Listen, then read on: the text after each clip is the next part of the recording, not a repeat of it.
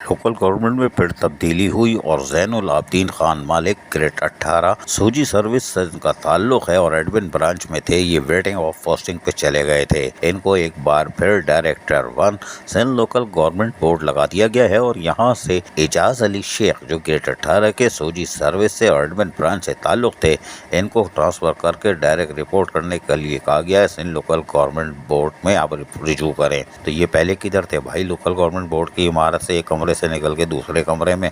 कोई बात नहीं, cup of T. Zainul Abedin भी यकीनन भारी फिल्म है। केएमसी से तो इनको भगा दिया गया था, लेकिन ये बोर्ड के अंदर अब ऐसा चिपके हैं कि कोई बात नहीं, चलो कोई बात नहीं, पोस्टिंग पे तो आए। लेकिन एजाज अली शेख गए और पहले भी इनको डीएमसी साउथ कलदम में भेज दिया गया था, लेकिन पता नहीं क्या हुआ था, ये फिर वापस आ गए थे।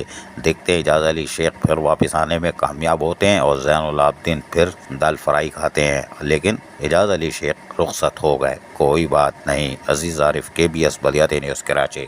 ऐसी ही खूबसूरत वीडियोस फ्यूचर में हासिल करने के लिए रेड बटन पर क्लिक करके और बेल आइकॉन को प्रेस करके हम सबके सब्सक्राइबर बनना मत भूलिए।